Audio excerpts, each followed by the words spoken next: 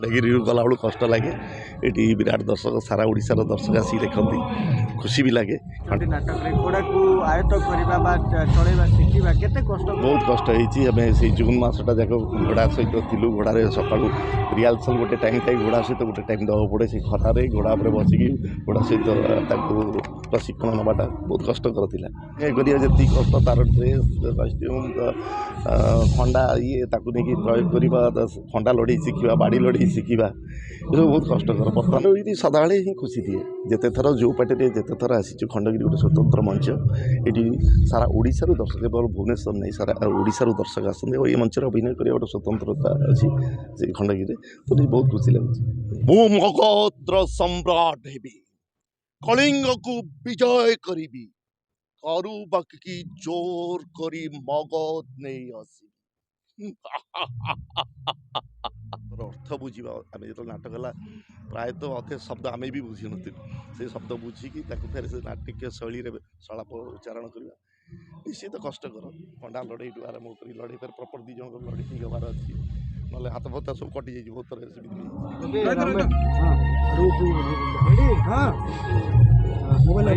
चंडाशुक आज बोधे शेष दिन आज्ञा केते कष्ट लगे खंडगिरी दर्शक विदाय दवा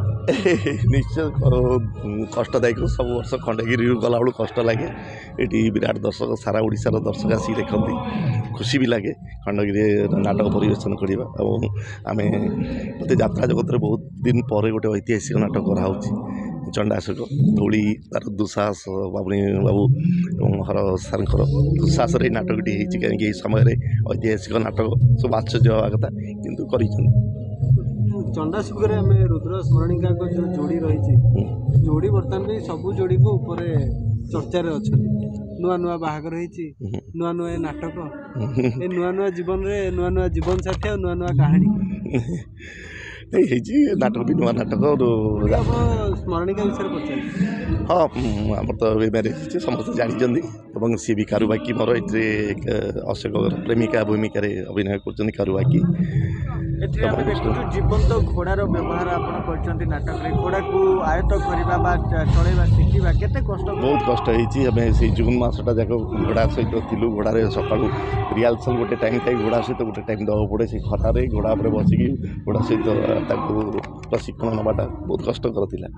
बर्तमान आम देखु गोटे यात्रार गोटे नूतन धारा ऐतिहासिक आमर जो धर्म रही संस्कृति रही परंपरा को लेकिन नाटक हो चंडाशुक या सेमती किसी बायोलोजिकल नाटक अच्छी कि चलित नहीं बहुत दिन पर तो गोटे दौड़ी पार्टी ही चंडाशुक नाटक कर प्रथम भी कही दुस्साहस किए करें बहुत कष्टसाध्य नाटक खाली अभिनय करी कष्ट तार ड्रेस कस्ट्यूम खंडा ये प्रयोग करवा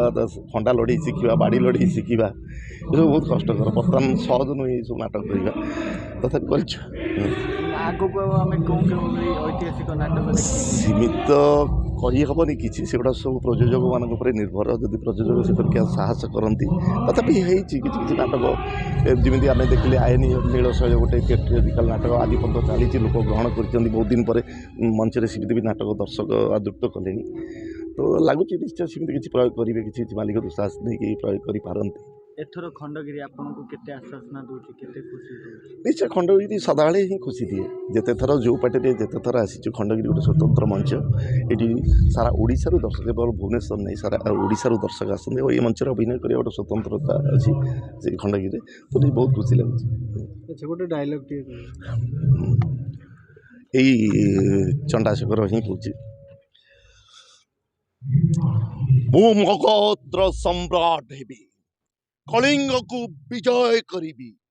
करु बाकी जोर करी मगध नहीं आसी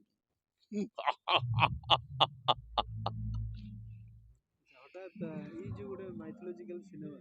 सॉरी माइथोलॉजिकल यात्रा ये कहानी हठात गोटे ट्रांसफॉर्मेशन होची आपण आगुरु रोमांटिक करथि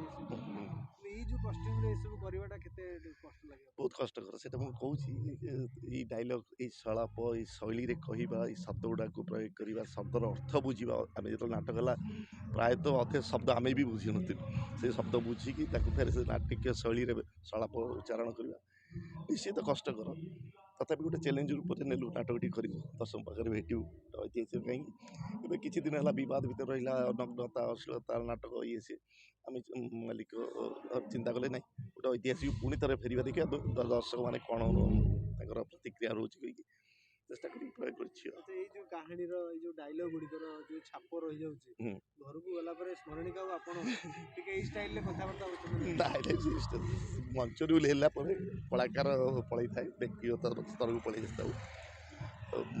ମଞ୍ଚରେ ହିଁ ନାଟକ ମଞ୍ଚ ତଳେ ଏସବୁ ହୁଏନି। ଶୁଣିବାକୁ ମିଳୁଛି ଏଇ ଅନୁଷ୍ଠାନ ପ୍ରଯୋଜକ ଯିଏ ଅଛନ୍ତି ବାବୁନି ବାବୁ ଆସନ୍ତା ବର୍ଷ ନିଜକୁ ଅଭିନୟ କରିବେ। ମୁଁ ଜାଣିନି ମୁଁ ଶୁଣିନି ହେଇପାରେ କହିଛନ୍ତି ଗୋଟେ ମୁଁ ବି ଜାଣିନି ମୁଁ ଜାଣିନି ସେସବୁ କଥା। ସ୍ମରଣିକା ଆସିଲା ପରେ ଆପଣଙ୍କର ଗୋଟେ ପରିବର୍ତ୍ତନ ଆମେ ଦେଖୁଛୁ ଆପଣ ଏତେ ଶାନ୍ତ ଏତେ ସରଳ ଆଗରୁ କ'ଣ ଶାନ୍ତ ନଥିଲି ନାଇଁ ଏତେ ନଥିଲେ ନାଇଁ ଥିଲି ଶାନ୍ତ ଥିଲି ସେତେବେଳେ ଚରିତ୍ର ଗୁଡ଼ା ସବୁ ଭିନ୍ନ ଭିନ୍ନ ଥିଲା ସେ ଆସିକି ପ୍ରୟୋଗ କଲାବେଳେ ଭିନ୍ନ ଭିନ୍ନ ଚରିତ୍ର ଏବେ ରାଜା ଚରିତ୍ର ଶାନ୍ତ ଚରିତ୍ର ସେତେବେଳେ ଭୟ ନଥିଲା କାହାକୁ ଏବେ ନାଇଁ ସେମିତି କିଛି ନାହିଁ ସେମିତି କିଛି ନୁହଁ। ହଁ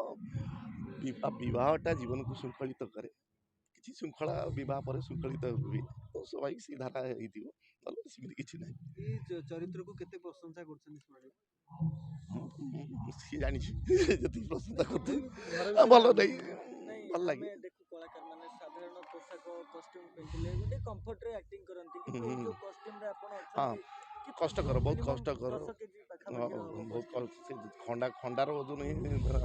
6-7 କେଜି ଯେଉଁ ଖଣ୍ଡାଟା ଧରିକି ଯାଉଛୁ ତାକୁ ଧରିକି ଯିବା ବଡ଼ କଥା ନାହିଁ ତାକୁ ପ୍ରୟୋଗ କରିବା ତାକୁ ଧରିକି ଫେରେ ଅଭିନୟ କରିବା ଏବଂ ନିଜ ଜିନିଷ ଗୁଡ଼ାକ ପ୍ରୟୋଗ କରିବା ସେଇଟା ହିଁ କଷ୍ଟସାଧ୍ୟ। ଖଣ୍ଡା ଲଢ଼େଇଠୁ ଆରମ୍ଭ କରି ଲଢ଼େଇ ଫେରେ ପ୍ରପର ଦୁଇ ଜଣଙ୍କ ଲଢ଼େଇ ହେବାର ଅଛି ନହେଲେ ହାତ ଫତା ସବୁ କଟିଯାଇଛି ବହୁତ ଥର ସେମିତି ବି ହେଇଛି ତ କଷ୍ଟକର ତଥାପି ସାଧାରଣତଃ ଆମେ ପୁଅ ପିଲାମାନେ କାନ ଫୁଲ ପିନ୍ଧନ୍ତି ନା ଆମେ ଦେଖୁଛୁ ବଡ଼ ବଡ଼ କାନ ଫୁଲ ପିନ୍ଧନ୍ତି ସେଇଟା ବା କାନ ଜୋରରେ ହଲେଇ ଦେଲା ବେଳକୁ କେତେବେଳେ କାନ ବାହାରିକି ପଳେଇ ବୋଲି ଡର ଲାଗୁଛି ଧରିକି କରିବାକୁ ପଡୁଛି। ଆଚ୍ଛା, ଏ କାନ ଫୁଲ ସ୍ମରଣିକାଙ୍କର ନା ନାଇଁ ନାଇଁ ପାଟିର ଏଇ ଚରିତ୍ରର ଅଶୋକ ଚରିତ୍ରର ଏଇ କାନ ଫୁଲକୁ ନେଇକି ଆପଣ ଦି ଜଣ ଭିତରେ କିଛି କଥା ନାଇଁ କିଛି